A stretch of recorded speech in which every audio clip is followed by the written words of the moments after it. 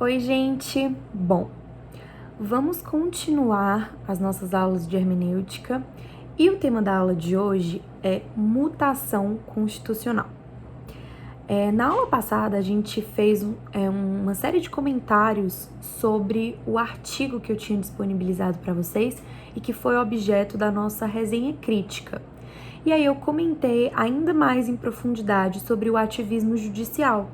E eu expus para vocês que, apesar da importância do Supremo Tribunal Federal na fixação desses entendimentos que são vanguardistas, fixação de entendimentos baseados em princípios, né, que ajudam a fazer justiça no caso concreto, eu demonstrei a preocupação que vários autores têm e que a gente precisa ter ciência, né, de que como esse ativismo às vezes é feito de uma maneira errônea, de uma maneira pouco precisa, às vezes menosprezando os nossos métodos hermenêuticos próprios, né?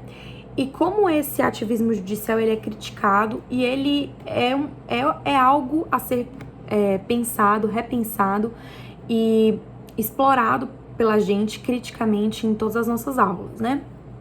O ativismo judicial, ele existe, ele em muitos momentos apresenta uma importância relevantíssima no nosso estado, mas ele também pode ser extremamente perigoso.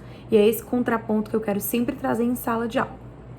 Mas então, vamos continuar falando sobre um outro mecanismo que é muito utilizado pelo Supremo Tribunal Federal, inclusive para fixar entendimentos vanguardistas como esses que a gente está falando e que muitas vezes se inserem no âmbito do ativismo judicial, que são as mutações constitucionais. Então, vamos lá. Vocês já estudaram, com certeza, em direito constitucional, os mecanismos de reforma da Constituição Federal. A gente sabe que a gente tem... Uma das características da nossa Constituição Federal de 1988 é que ela é rígida. E o que significa dizer que as normas constitucionais elas são rígidas, né? Que essa Constituição ela é rígida? Significa que ela tem um padrão de alteração do texto diverso, mais difícil do que a alteração, por exemplo, das leis.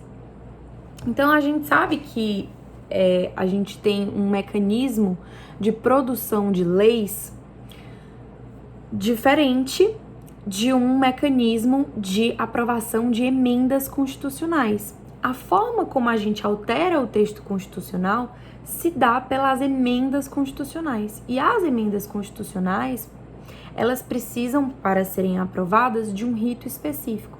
Elas precisam de um quórum específico, de uma maioria específica, ela precisa se dar em 2 turnos em cada casa legislativa, enfim, tá lá no texto da Constituição. Isso faz com que a alteração desse texto se torne propositalmente mais difícil.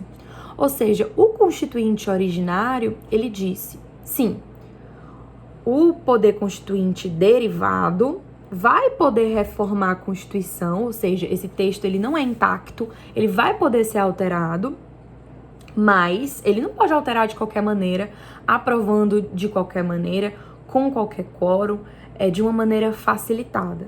Então, ele estabeleceu esse procedimento legislativo mais difícil para as emendas constitucionais, para que, de fato, a alteração do texto constitucional ela fosse mais difícil mesmo de ser feita.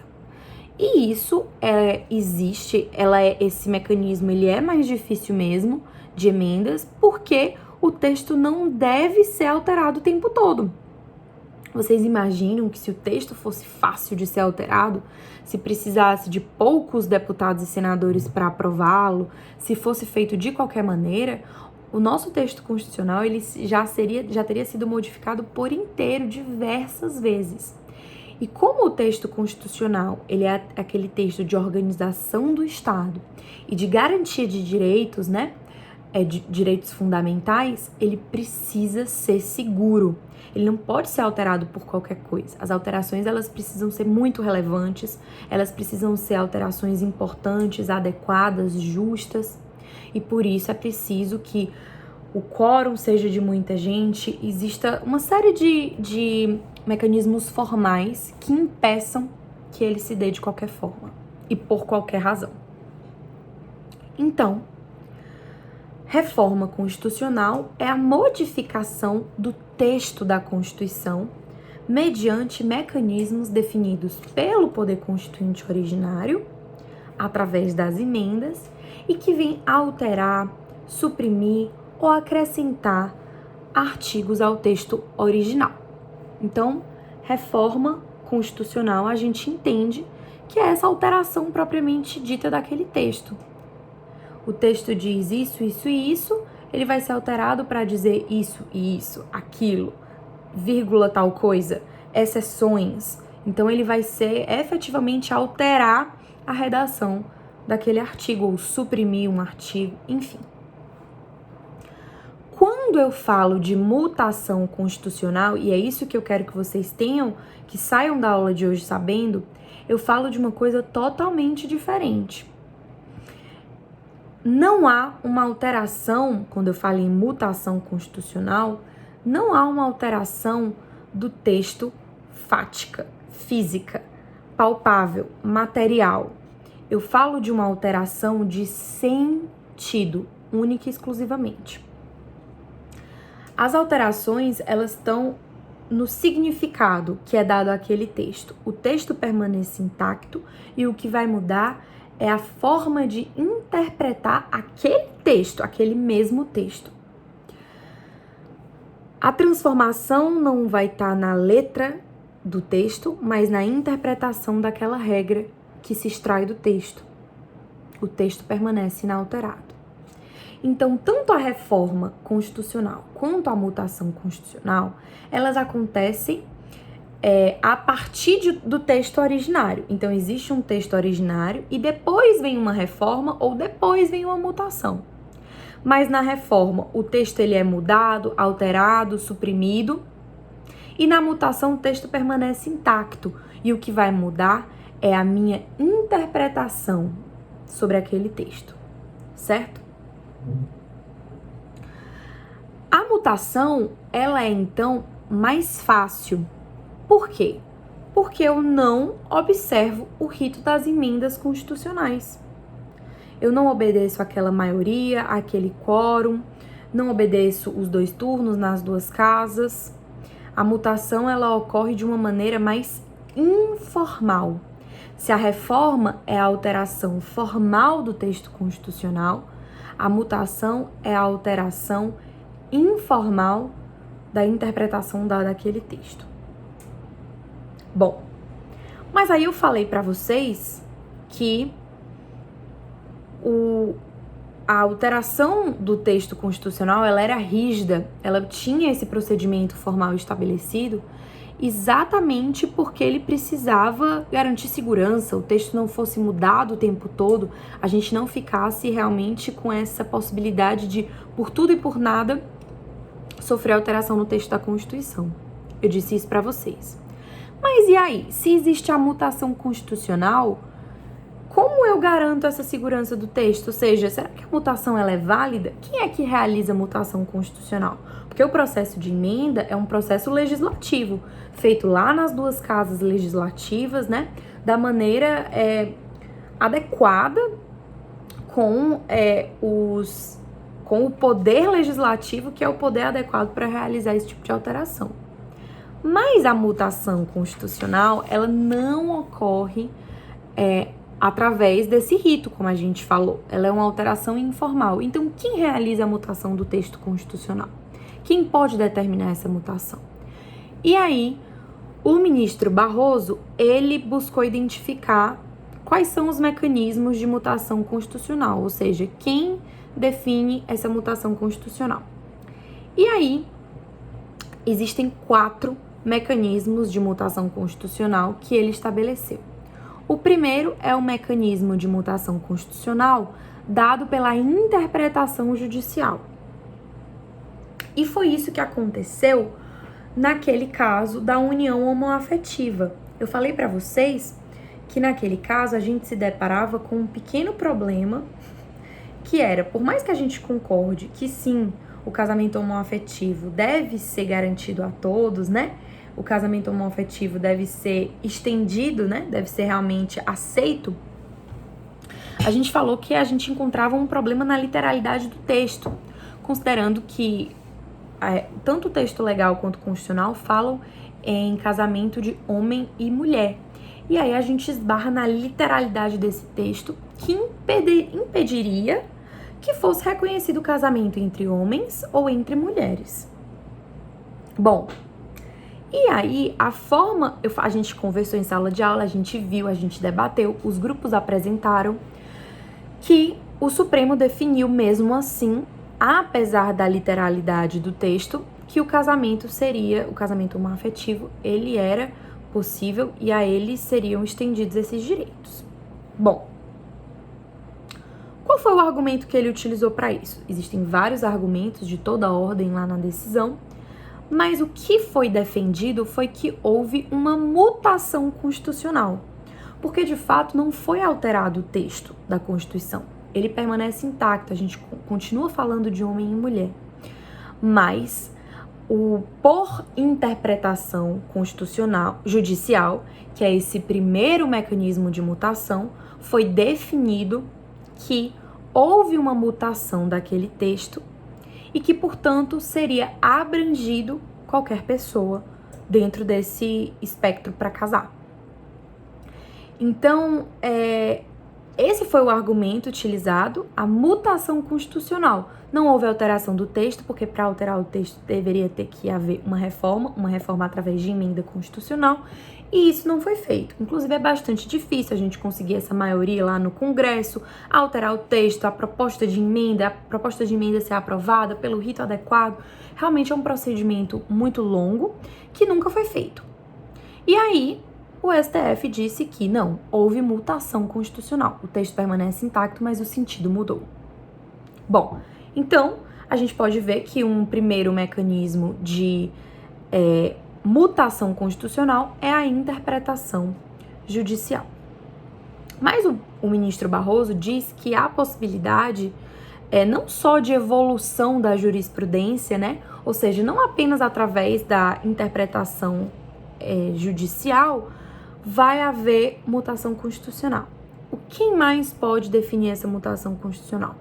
Há também a interpretação administrativa, no âmbito da administração. Então, ele vai dizer que a evolução interpretativa também pode ser verificada no âmbito administrativo, e ele vai lembrar da Resolução 7 do CNJ, que reconhece novas perspectivas aos princípios da impessoalidade e da moralidade, e que deu novo e restritivo sentido ao nepotismo. Então, há uma interpretação no âmbito da administração que define critérios mais específicos para o nepotismo. E aí ele vai dizer que essa mutação constitucional também se dá, por exemplo, através dessas resoluções administrativas, tá? A terceira forma de mutação constitucional definida pelo ministro Barroso é a que acontece por via de costumes constitucionais. Bom, a ideia de existência de costumes constitucionais, ela não é pacífica, principalmente em estados como o nosso, que apresentam uma Constituição escrita e uma Constituição rígida.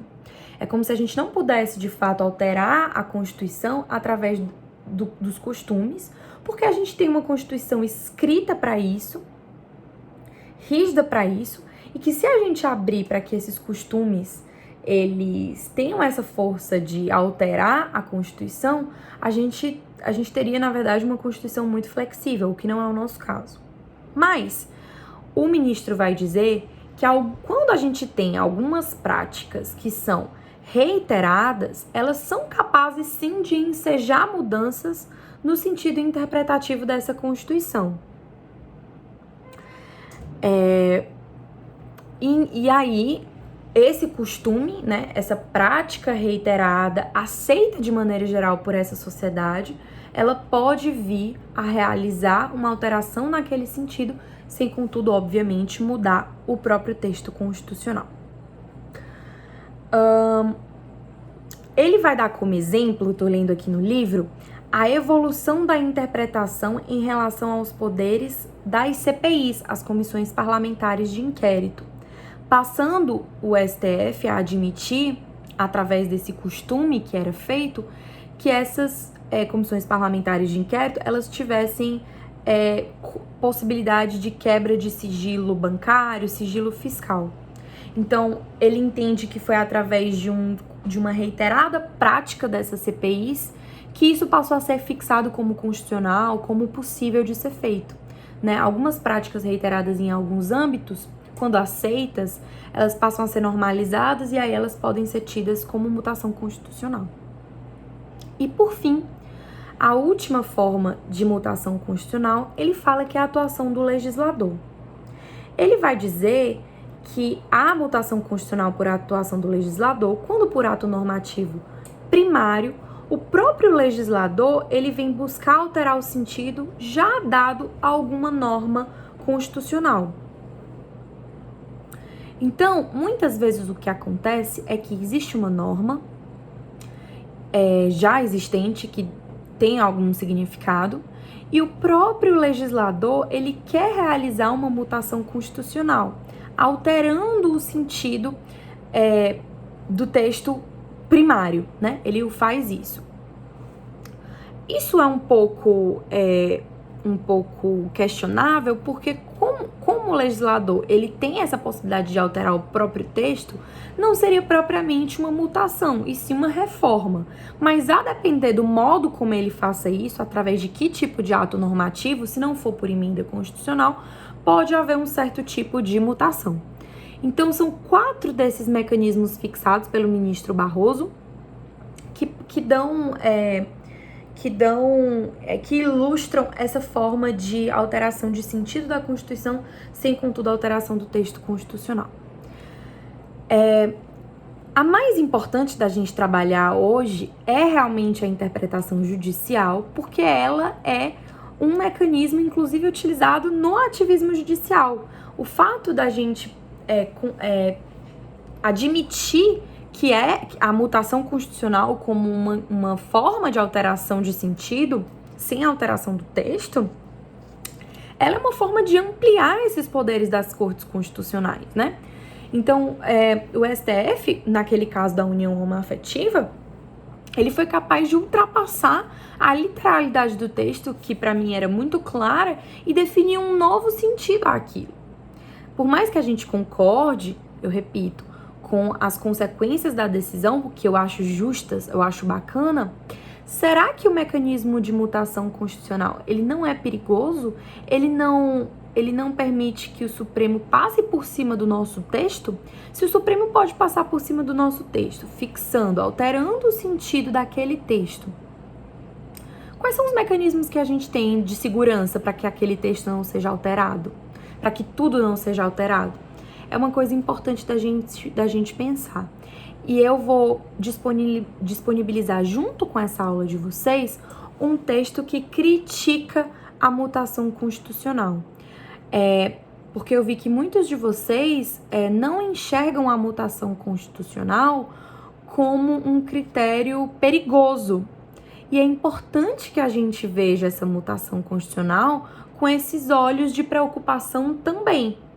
Há muito poder na mão do Supremo Tribunal Federal quando ele pode ultrapassar os limites da literalidade daquele texto e fixar um sentido, mesmo que o texto não seja alterado. Porque do que adianta eu não mudar o texto, eu dizer, não, o texto em si só pode ser mudado por emenda constitucional. Mas de que adianta isso se eu posso alterar o sentido independente da alteração do texto? Fica aí o questionamento para a gente pensar, certo? Vou disponibilizar um texto sobre mutação constitucional para a gente continuar debatendo sobre esse assunto lá no fórum. E na próxima aula a gente dá continuidade aos nossos temas de hermenêutica jurídica.